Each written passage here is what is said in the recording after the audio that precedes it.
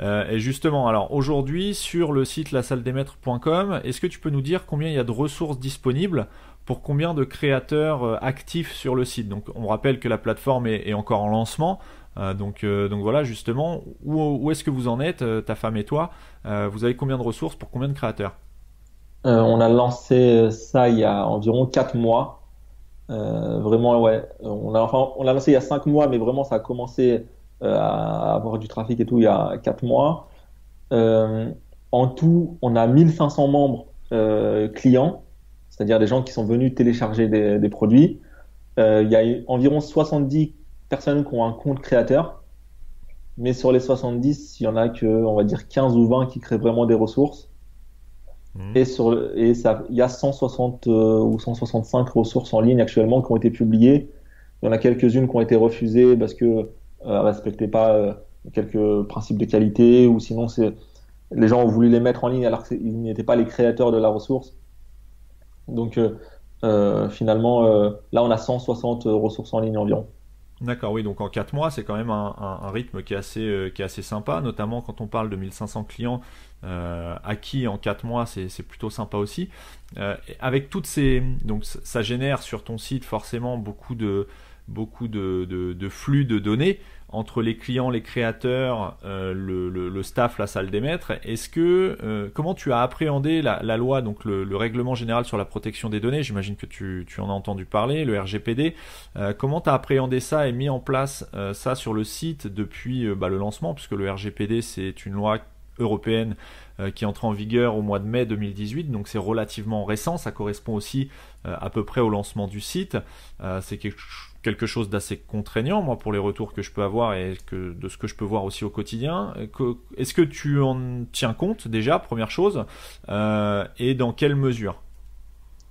Alors j'en tiens compte, c'est-à-dire que je fais le minimum, c'est-à-dire que je sais pas si mon site il est 100% RGPD compliant.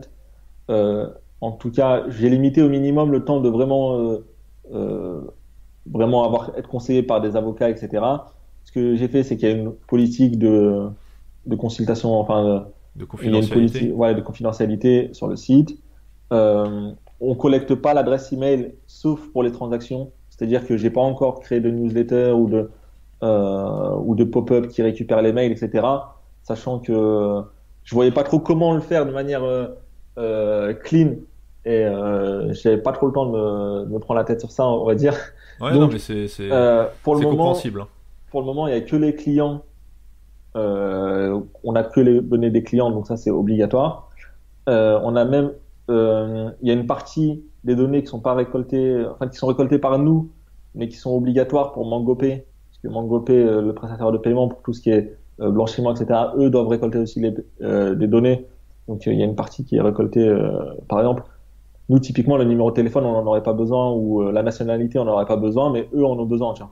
Oui, donc tu Euh, récupères, enfin, toi ou MangoPay récupérez que les éléments dont vous avez réellement besoin pour traiter la demande, quoi. Que ce soit au voilà. niveau du paiement, la commande, la création du contenu ou autre. Et du coup, on a, voilà, il y a juste une case à cocher quand tu fais ta commande, tu acceptes les conditions, les politiques de confidentialité. Après, je te cache pas que j'ai pas creusé plus que ça parce que pour moi, la RGPD, les grandes lignes, c'est juste euh, fais pas du spam, n'envoie pas des mails si les gens n'ont pas donné leur accord. Et, euh, et du coup, moi, à partir du moment où je respecte cette base-là de ne pas euh, envoyer des mails tous les jours pour des services auxquels les gens n'ont pas demandé de recevoir d'emails, finalement, je pense que je suis compliant. Après, je suis pas un expert non plus en droit. Et moi, je suis toujours d'avis de commencer à faire des choses petit à petit et ensuite de voir les choses au fur et à mesure. Pour moi, ça, c'était pas la priorité absolue, même si j'essaye d'être dans les clous, quoi. Ouais, tout à fait. Non, mais de toute façon, le RGPD, on est tous d'accord pour dire que c'est quelque chose d'assez lourd à mettre en place, qu'on peut difficilement être totalement en accord avec le règlement qui est assez indigeste. Après, si ça peut t'aider, les grandes lignes, donc effectivement, il y a tout le côté spam, etc., etc. Donc le RGPD, ça consiste à protéger les données des utilisateurs. Donc protéger les données des utilisateurs, ça signifie notamment mettre en place un protocole HTTPS, donc ce qui est le cas sur ton site, donc pour protéger notamment la communication qui se passe entre l'utilisateur et le serveur qui héberge ton site. Donc là, le serveur est chez OdoSwitch, pour protéger le mot de passe de connexion, les informations qui peuvent transiter, ça c'est une chose.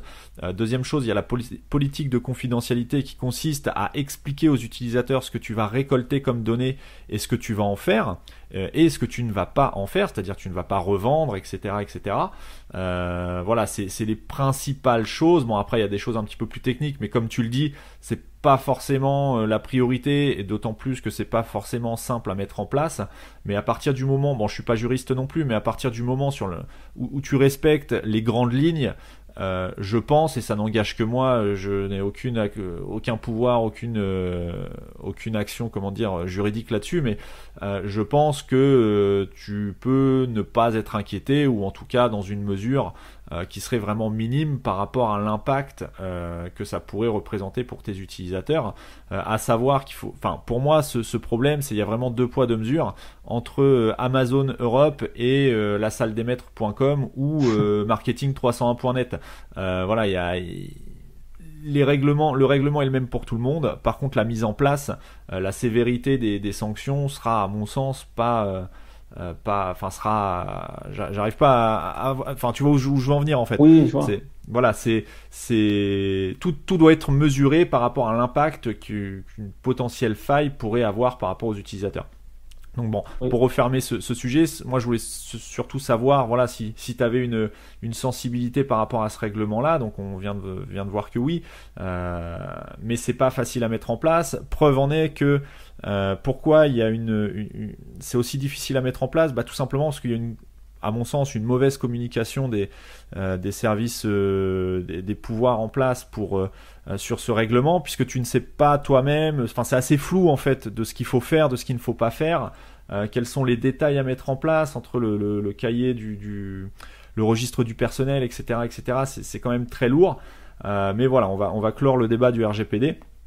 Dans les dernières mises à jour de WordPress, de WooCommerce, etc., tu as des paramètres qui permettent par exemple l'effacement des données des utilisateurs facilement, qui permettent de définir la durée de conservation des données personnelles, etc., etc. Oui, donc voilà, ça, donc ça fait partie. Il y a des réglages qui ont été mis en place suite à ça, justement. Tout à fait, et d'où l'intérêt aussi de partir, en tout cas quand on teste une idée, sur une solution open source comme WordPress, qui va intégrer des éléments de loi, tel que le RGPD, que tu n'aurais pas forcément pensé à faire développer sur une solution propriétaire, et qui t'aurait coûté si tu avais dû refaire développer ce genre de fonctionnalité qui consiste à laisser la possibilité aux utilisateurs de supprimer leurs données s'ils le veulent, sans avoir à envoyer un mail ou quoi que ce soit. Voilà. Pour passer à un autre sujet un peu plus séduisant, est-ce que tu peux nous parler des actions marketing que tu mets en place dans le but de faire connaître la salle des maîtres? Comment tu trouves des auteurs, des clients? Quels sont tes moyens, tes leviers de popularisation, si on peut dire? Là, on a deux leviers principaux. Un, c'est tout ce qui est organique, c'est-à-dire que on va publier des articles de fond qui font 1500, 2000, 2500 mots au moins une fois par semaine sur des sujets qui sont susceptibles d'intéresser les instituteurs, et si possible en incluant le lien vers des ressources